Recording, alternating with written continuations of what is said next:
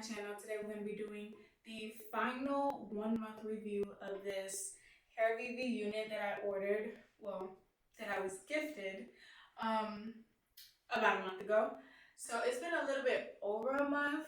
We've worn her for a couple weeks straight. We've taken her out, gave her a rest, and then put her right back in. So right now, as you're seeing her, I just finished washing the hair, conditioning it, detangling it. If you're interested in seeing that whole process in my maintenance routine of how I care for this wig, just stay tuned. It's gonna be on like the second half of this video. That is the routine that I do for this wig once a week, just to keep it fresh. I also wash my braids underneath this wig also once a week, so just to like make sure the hair is moisturized, that we're looking good, smelling good. So yeah, and if you're also interested in seeing what my braids are looking like underneath this wig, also stay to the end when I snatch this wig off. Before I give my 2 cents on this wig as far as how I feel about it and if I recommend it, I want to first tell you guys on like my criteria for rating wigs and how I'm going about it.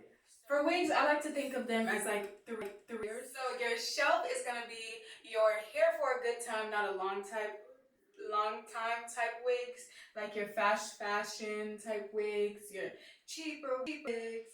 You know, you only bust them out when you're really trying to like make a statement. They're not for every day. Not at all. Especially if you want to like stretch them out, you cannot wear them every day. So that is the wigs that I would put into the shelf category. Next is going to be your safe. These are the wigs that you want to keep in your safe.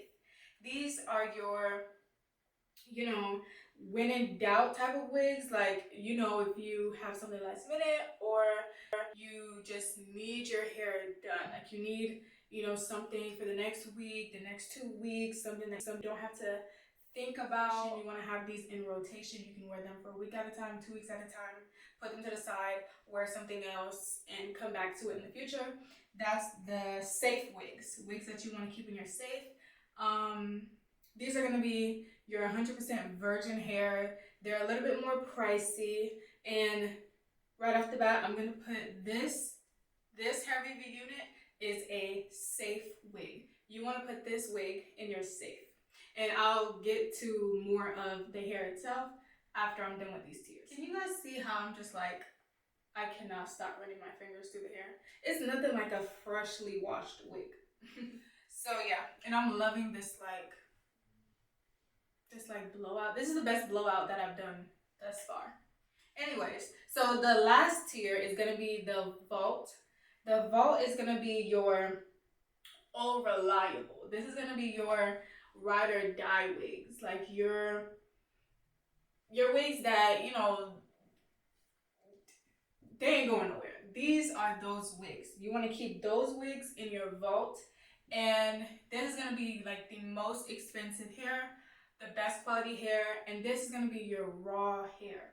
Raw hair is in the vault hair.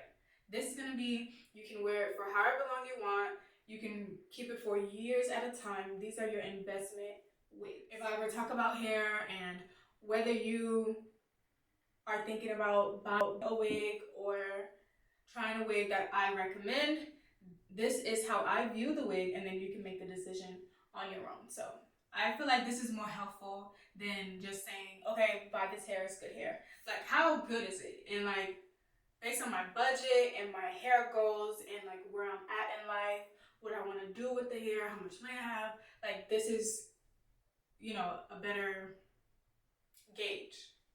I don't know. I thought about it and I thought, you know, if somebody had this little system, it would really be helpful for me. So this is my gift to you. Now we can talk about this particular wig that's on my head. I went ahead and put the brightness up on my, what's it called? Camera. I put the brightness up on my camera so that you guys can really get a sense of like what the color is giving. Cause like, I have a tendency to like have things be dark and moody and you guys cannot see. So if I was going somewhere, the back, because you know, it's more dense back here, so it may not be 100% dry, so I wasn't able to get like a really sleek and nice blowout back here, so it is just a little bit frizzy, just like a teensy bit frizzy. But because I'm not going anywhere, I'll just leave that for another day.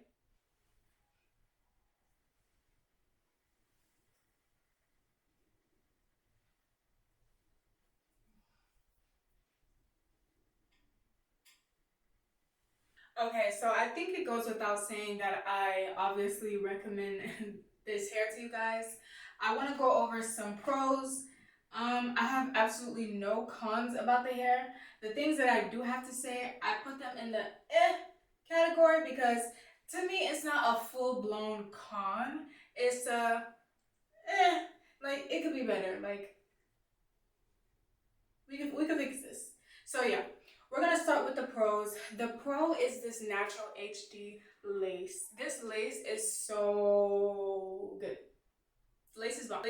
Second would be that it holds a curl. This wig, I can curl it on Monday, wear it every single day. Mind you, I do not sleep in the hair. This is if you do not sleep in the hair. And I'm not somebody that runs my, like, I don't run a comb or a brush through it every 5 seconds. I don't like my hair to look like sleek, and I literally have a full glam team on standby. I don't really care for that. I will brush the hair before I leave the house, and then when I come back in at the end of the day, I brush it and hang it up. I don't do too much brushing. I don't get like tangles. I don't get tangles to where I need to be constantly brushing my hair. I don't even need to keep a brush in my bag, honestly. I could if I wanted to. And if I'm going out on a date, I do. But if I'm just running around, if I'm going to school, I don't need to keep a brush in my bag. Literally going like this, doing a little one of these is enough. So yeah, good lace, holds a curl. And yeah, about holding a curl, if I curl it on Monday, by the end of the week, the curls have dropped, but they're still there. It's still presentable to where I don't need to pull out an iron. I still have some body. It's still pretty. It's still doable. So that's good. And then another pro is that it's minimal customization. Like this hair was pretty much ready to go out of the pack. What I did was cut some face framing layers right here. I did some of that, and then you know, if you're somebody that has to wash it, I mean you should wash it, but I didn't wash it right out the bag. I wore it for 2 days. Another pro is the price and quality ratio. Like on the website, this is a 16-inch wig. The hair is pre-colored and all that, ready to go, and it's $404. I see nothing wrong with that. I've been wearing, you can literally wear this wig for a month straight. If you get some braids, like for example, those long blonde braids that I had in a few videos ago, that was about $300. That was about $300, and I keep those braids in for 2 months, and then they have to go. And I can never pick those braids up and put it back in my hair. I can never do that. So being that this is, I wore it for a month straight, got some uses out of it, the ease of it, the look, the presentation, the quality, and I could put it in my safe. I can put it in the safe and then back out later in the future for $400. I recommend that. I'm okay with that. So moving on to the S's, density. The density on this is 180, and because I'm gonna explain to you why the density issue is not a full-blown con. So here's why density is like a So for HAIRVIVI, I'm pretty sure all their wigs have the similar density issue, just because I've been watching their like stuff for a while. I've been watching people review their wigs. I've been reading the comments. I've been doing my research on them for a while, knowing about them for a while. And now that I actually have one of their products, I would not recommend any wig over the length of 16 inches. This is 16 inches. I feel like I'm wearing an 18-inch.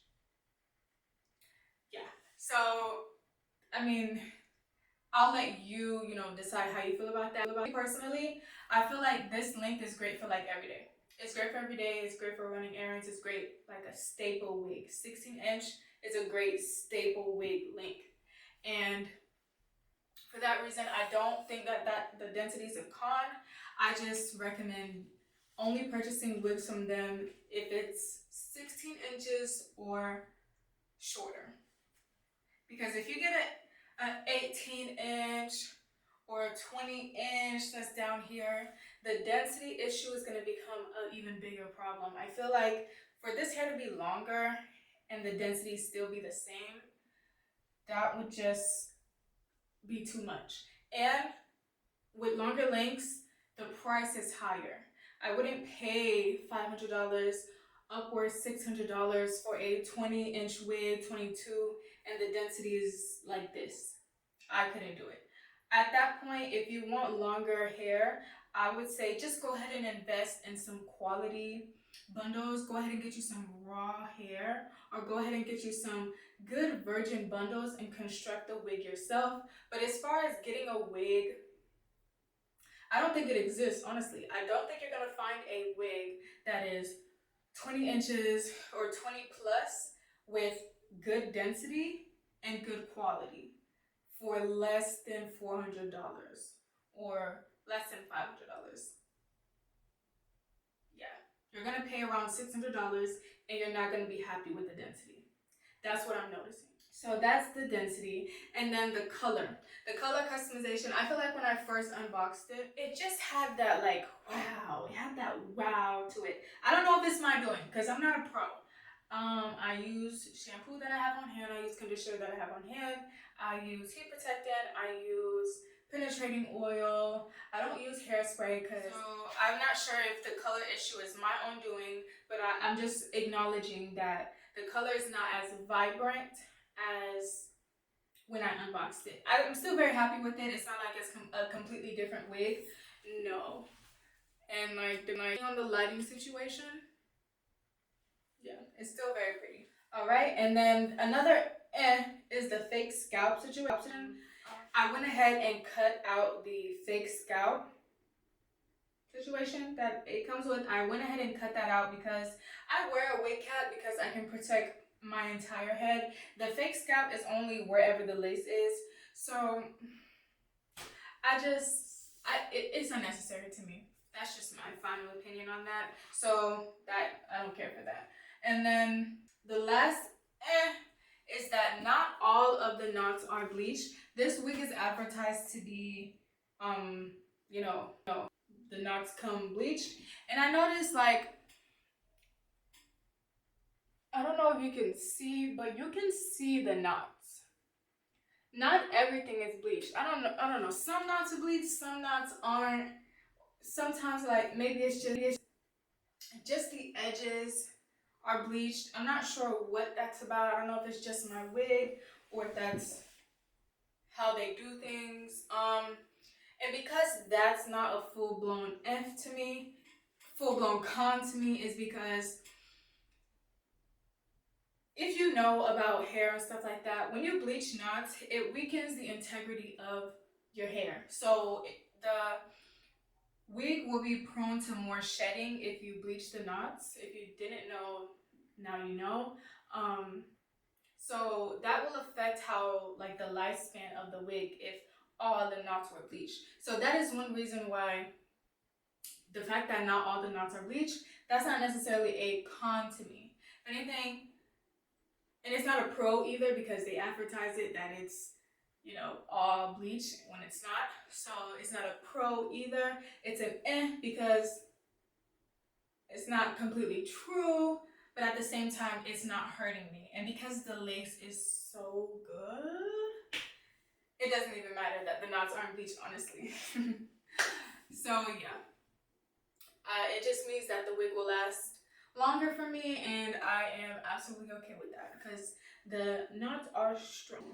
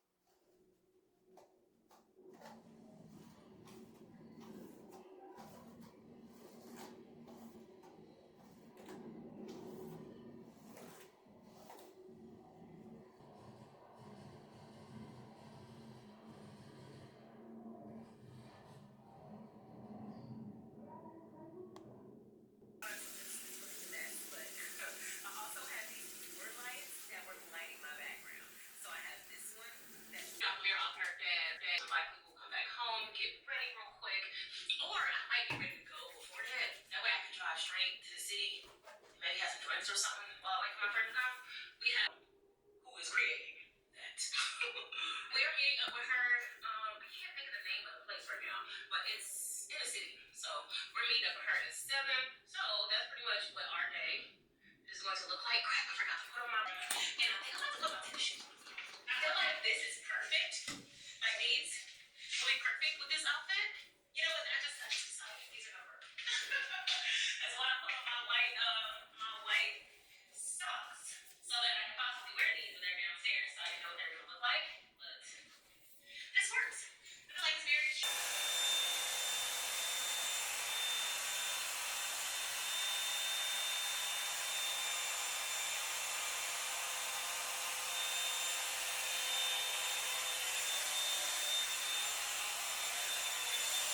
Okay, you guys, so at this point I've just taken the hair off of the mannequin. This is how it's looking. I'm just gonna do some final touches. If I had somewhere to go, I would be taking my Got To Be glue, well, spray, my Got To Be spray, and right now the wig is completely glueless. Like, how good this lace is. There's nothing like a fresh lace. And this is an expensive high definition camera, so you're gonna see everything. But, you know, in real life, it's even more seamless because, number one, nobody's gonna be clocking your lace like this. So you don't have to worry about any imperfections, even though there's not many to go with. So I'm going to, this is what I do on a daily basis, by the way. I take my spray and I just spray it right on the hairline just to reinforce that lace. Just wearing a regular dark wig cap underneath. It is right on my hairline. Yeah. If I was going somewhere, I'd be spraying the whole thing and then using my headband to just tie it down and then do my makeup, and then I'm out the door. But I've already did my makeup for this video and I'm just showing you guys just so you guys can get an idea. So like I said, I just used a little bit. Right now I'm just gonna do it on the middle part because this is what you guys are seeing. And then I'm going to put my band. This is just a Nike sweatband, but you can use anything your heart desires. Okay, so now I'm gonna show you guys how my hair underneath is doing. I'm going to go ahead and snatch this wig off. It's so pretty, but I'm not going anywhere, so I'm just gonna preserve her. These two braids right here, I recently took them out. By the way, I washed my hair last night, so she's fresh and clean, baby. Anyways, so these two braids right here, I had taken these out to film my Curls Queen clip-in video. So these braids are a little bit more fresh and tighter than the rest. So everything else besides these two braids in the front is an accurate depiction of my new growth situation. So this is how much new growth that I have in the past month when I originally installed the HAIRVIVI wig. I hope you're able to follow me. I hope I'm not confusing you guys. So I'm gonna go ahead and put my head straight. And